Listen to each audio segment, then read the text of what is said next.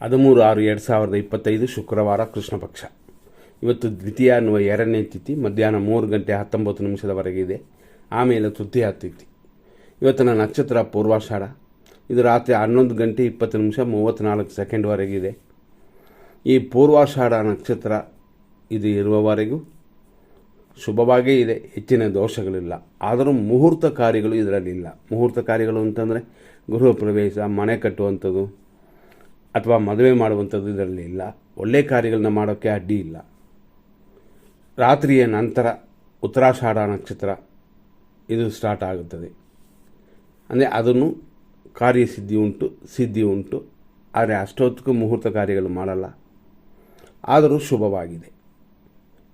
ಇವತ್ತಿನ ಮತ್ತಷ್ಟು ವಿಶೇಷಗಳು ಅಂತಂದರೆ ಚಂದ್ರನ ಚಲನ ಸರಿಯಾಗಿ, ಅಂದರೆ ಗುರುವಿನಿಂದ ಷಷ್ಠಾಷ್ಟಮ ದೋಷದಲ್ಲಿ ಇರೋದರಿಂದ ಮಕ್ಕಳಾಗುವಂಥದ್ದು ಉತ್ತಮವಲ್ಲ. ಬೇರೆ ವಿಷಯಕ್ಕೆ ಬಂದರೆ ತಿಥಿಗಳಲ್ಲಿ ತಿಥಿ ದೋಷವಿಲ್ಲ, ನಕ್ಷತ್ರವೂ ದೋಷವಿಲ್ಲ. ಆದರೂ ರಾತ್ರಿವರೆಗೂ ಮುಹೂರ್ತ ವಿಷಯಗಳಿಲ್ಲ. ರಾತ್ರಿಯ ಮೇಲೆ ಮುಹೂರ್ತ ಕಾರ್ಯಗಳು. ಹೀಗಾಗಿ ನೋಡಿದ್ರೆ ಬೆಳಗ್ಗೆ 5:53ರಿಂದ 10:41 ಪೂರ್ವಾಷಾಢ ನಕ್ಷತ್ರ ಎರಡನೇ ಪಾದ. ಆನಂತರ ಸಂಜೆ 5:02 ಪೂರ್ವಾಷಾಢ ನಕ್ಷತ್ರ ಮೂರನೇ ಪಾದ. ಸಂಜೆ 5:02 ಮೇಲೆ ರಾತ್ರಿ 11:21 ಪೂರ್ವಾಷಾಢ ನಕ್ಷತ್ರ ನಾಲ್ಕನೇ ಪಾದ.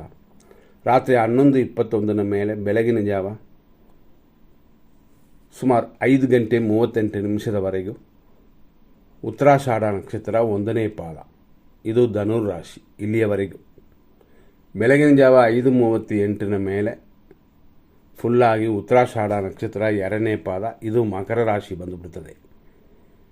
ಹಾಗಾಗಿ ಬೆಳಗಿನ ಜಾವ 5:38 ಮೇಲೆ ರಾಶಿ ಚೇಂಜ್ ಆಗುತ್ತೆ. ಈ ರೀತಿಯಾದ ಇವತ್ತಿನ ದಿನದಲ್ಲಿ ಫಸ್ಟ್ ನಾವು 100% ಶುಭ ಸಮಯಕ್ಕೆ ಬೆಳಗ್ಗೆ 5:53ರಿಂದ 8:04 ಒಂದು ಶುಭ ಸಮಯ. ಬೆಳಗ್ಗೆ 9:50ರಿಂದ 10:41 ಶುಭ ಸಮಯ. ಮಧ್ಯಾಹ್ನ 12:22ರಿಂದ 12:44 ಒಂದು ಶುಭ ಸಮಯ. ಮಧ್ಯಾಹ್ನ 1:39 ಮೇಲೆ 3:31 ಒಂದು ಶುಭ ಸಮಯ. ಸಂಜೆ 5:12ರಿಂದ ಫುಲ್ಲಾಗಿ ಶುಭವಾಗಿದೆ. ಅದೇ ಸಮಯದಲ್ಲಿ 100% ಅಶುಭ ಸಮಯಗಳನ್ನ ನೋಡೋಣ. ಬೆಳಿಗ್ಗೆ 8:06ರಿಂದ 9:48 ನಕ್ಷತ್ರ ವಿಷಘಟಿಕಾ ಕಾಲ. ಹಂಗಾಗಿ ಪೂರ್ವಾಷಾಢ ನಕ್ಷತ್ರದವರು ಖಂಡಿತ ಸ್ವಲ್ಪ ಗಮನ ಕೊಡಿ. ಅದು ಇನ್ನೂ ಮುಗಿದಿರಲ್ಲ ಅಂತಂದರೆ ನಕ್ಷತ್ರ ವಿಷಘಟಿಕಾ ಕಾಲ ಮುಗಿದಿರಲ್ಲ. ಅಷ್ಟರಲ್ಲಿ 8:28ರಿಂದ 9:19 ದುರ್ಮುಹೂರ್ತವೂ ಕೂಡುತ್ತದೆ. ಹಾಗಾಗಿ ಪೂರ್ವಾಷಾಢ ನಕ್ಷತ್ರದವರು ವ್ಯವಹಾರ ಮಾಡಬೇಕು ಅಂದರೆ ಗಮನ ಕೊಡಬೇಕು. ನಿಮ್ಮ ನಾಮ ನಕ್ಷತ್ರವನ್ನು ಹೇಳಿ ಪೂಜೆ ಮಾಡಿಸ್ಕೊಳ್ಳಿ. ಬೆಳಗ್ಗೆ 10:43ರಿಂದ 12:20 ರಾಹು ಕಾಲ.